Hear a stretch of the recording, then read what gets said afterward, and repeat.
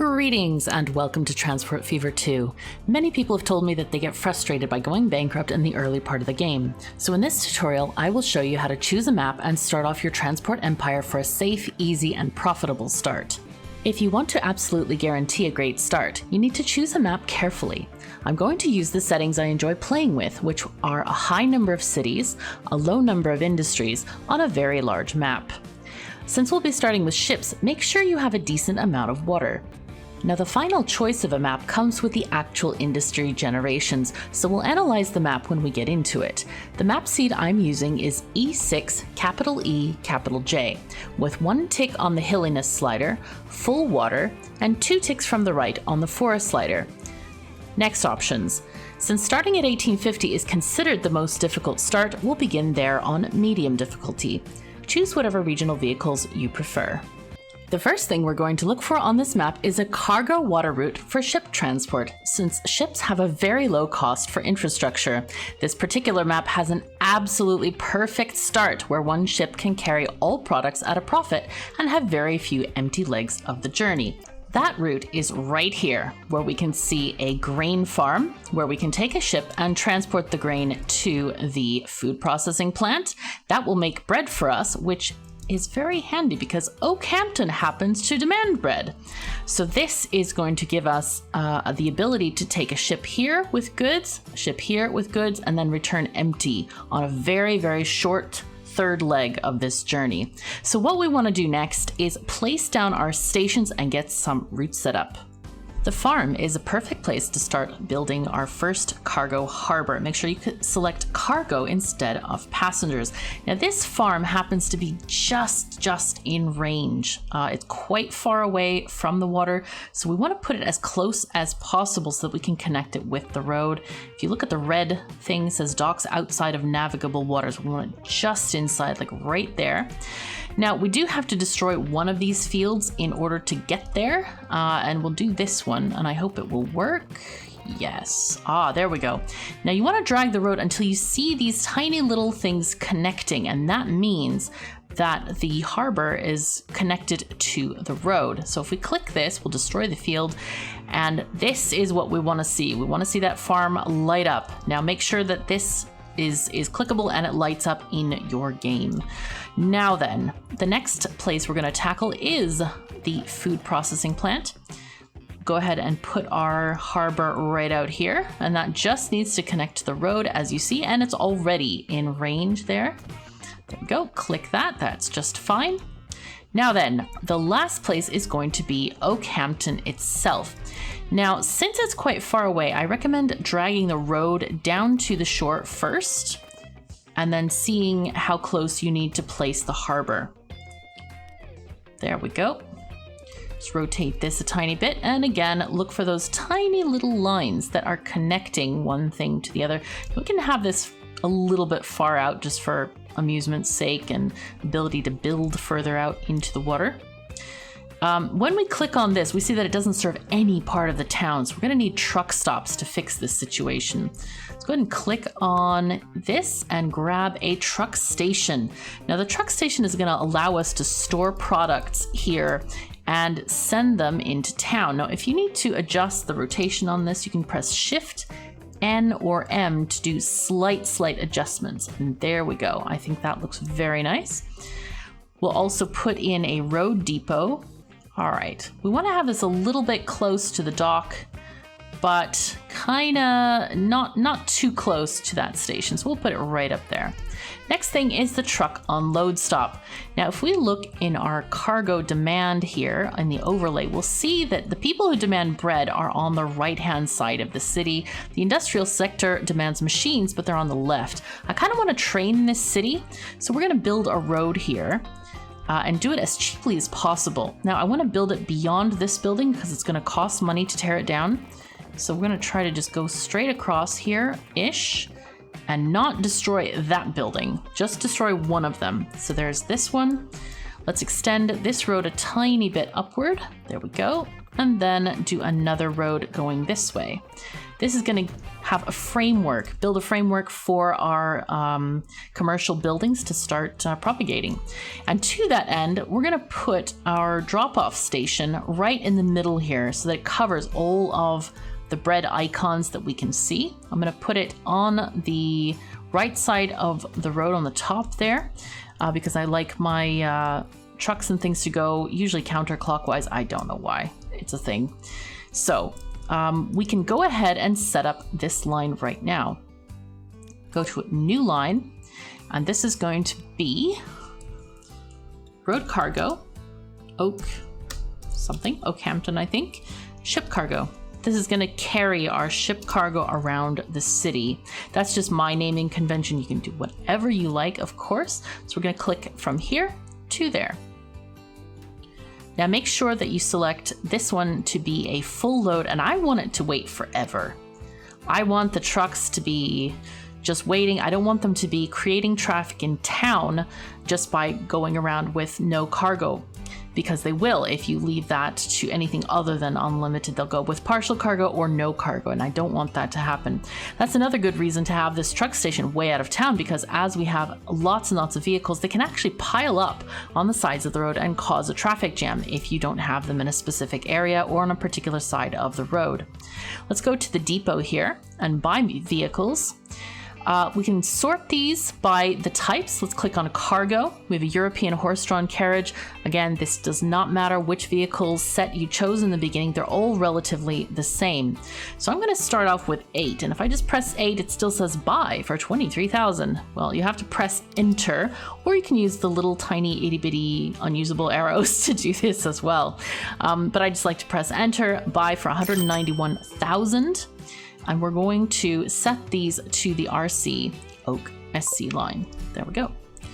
Okay, and one of the reasons I do those naming conventions is we do have the ability to sort these lines by type, but it's nicer to have them when you look at the all lines statistics.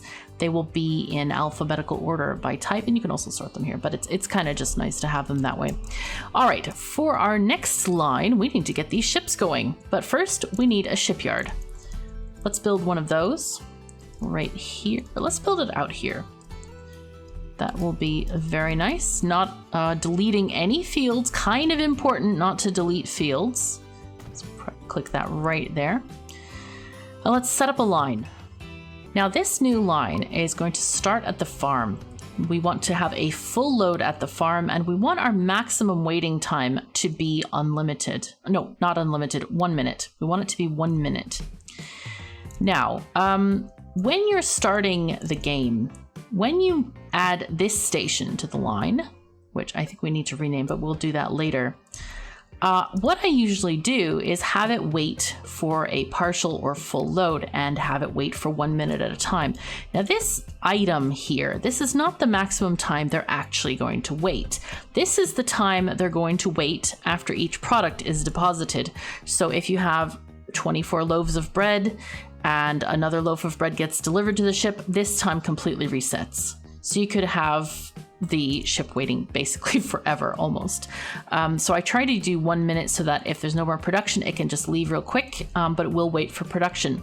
Now, having said that, I have tested this particular route with several ships, and it never ever makes enough to get this food processing plant up to level 2.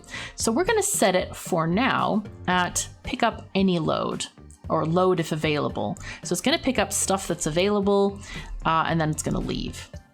Okay, and where's it going to leave to? Let's add the next station, which is right over here, Oakhampton West. And again, this is just going to drop stuff off, and then it's going to go right back to the farm. So let's go ahead and rename some of these stations because they have terrible names. This is going to be Oakhampton Farm. There we go. And this is going to be Ford Bridge Food Factory.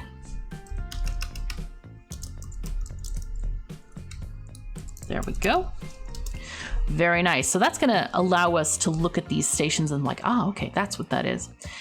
And And we're going to change the name here to Ship Cargo SC Oak Grain to Food. All right, there we go. The only thing left is to buy our ships. So let's go ahead and go to the Oakhampton shipyard and buy vehicles. This is going to be slightly expensive. We have 3 different ships available. The Zoroaster is not available because it only carries the wrong product, so we can't do this. The Wilhelm I and Regi both carry the products we want. The Regi is a little bit more expensive per year to run, but it goes a little bit faster, 25 miles an hour versus 22. So I think we want to buy these. I want to buy 5 of these guys. Okay, and press enter, and it's going to cost us 2,751,000. Sure, why not? Now we're going to add these to our yellow line, and then we're going to watch them. So let's get them going. Let's press fast forward.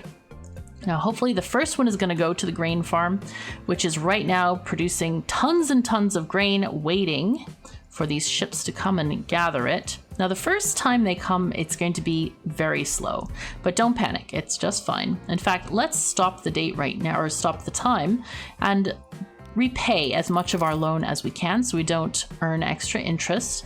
Now, this one, we're going to try to reverse these and make sure they go to the right place. We don't want it going to the food factory. We want it going to the farm. This one also go to the farm, please. And they can wait in line to go to the farm because there's literally nothing else they can do because they're not carrying passengers or anything. They're just waiting for grain to happen here. So we have already 40 grain of 70, and it's going to leave as soon as it hits that target. All right, and our grain ship is finally coming in to the food processing plant dock over here, and it's gonna drop off its grain, gonna earn a little bit of money, and then it's gonna leave immediately. But what's gonna happen is the food processing plant is getting the grain in its storage, and it's going to start producing bread. Now, we're gonna have less money for a while. We're gonna be in the negative, but don't worry. What we're waiting for in this entire process is for all of these ships to start getting grain instantly and keep on going. You see the travel times are quite long between each of the stations, but by the time the second ship gets here, we should have quite a lot of grain made into bread. As we see, we have 21 on the docks, so as soon as that ship gets there, we're going to pick that up, and that is going to be delivered to the city. Now, I think we can probably divert ship 1. It has absolutely nothing, so go ahead and go to the farm, and that will just shorten that journey, and we'll save a tiny bit of money on the maintenance since it will not be using as much fuel. So here we go at the food factory, 34 here. We still have some, now we have even more stored, which is absolutely great. And this ship is going off with 35 bread. Perfect. And already the next ship is underway. So let's see what happens when this entire thing gets to be in motion. All right, our ship has finally come into Oakhampton West, and you'll see all of the cargo ends up into the truck stop. Now, this is fascinating to me because grain ends up produced into like cucumbers and tomatoes, but that's okay. This is the way the game works. In any case, we are delivering food to the wilds of the city, and here's our first food truck going along the road here very quickly. Those horses are very, very fast, and it's going to deliver to all these places over here. No doubt there are plenty of hotels, restaurants, and other places like grocery stores that support the town in its growth. Very, very important, actually, to support the town. You get bonuses for all of these things, and that makes the town grow and again demand more and also produce more passengers. Okay, so our first truck is arriving, and hopefully it will. There we go, $4,881 for that trip and for the goods, which is absolutely great. Oh, and our second ship is already here with 37 more food. So those horse carts are going to come right back down and grab all this stuff. And as you keep going along, you'll notice you're going to be making a ton of money here. Make sure that you adjust your ships for how many you need to, if you have a shortfall in them, and adjust how many trucks you have or horse carts to make sure that you deliver all of the product that is being produced, because otherwise you won't get enough money for your efforts. As you transport more and more goods, you'll see that the processing plant will start to gain levels. When these 3 bars reach past this little bar on the right-hand side, that means the level is increasing and almost getting to the next one. And at that point, we can start adding another grain farm to be delivering here, so we can produce even more food. This setup is going to earn us nearly $500,000 a year in profit, which is a really nice start. So what do you need to do for the next step of building your transportation empire? Well, firstly, earn enough money to pay off your loan to 0. Just keep on clicking the repay button and you'll reduce your loan interest each year. Then look at other opportunities and gauge how much they'll cost. My next step is usually trains, just because I love them. A train in this era is going to cost around $1.5 to $1.6 million each, so look at future routes and gauge how many trains you'll need and multiply accordingly. You will also have the $10 million loan to cover most building costs. So you can basically AFK the game until you have sufficient funds, and then the real building will begin. Please come to our Discord if you need any help, and for the next part of the tutorial with trains, check out the next video. Thank you so very much for joining me. Take care of yourselves and each other, and I'll see you next time.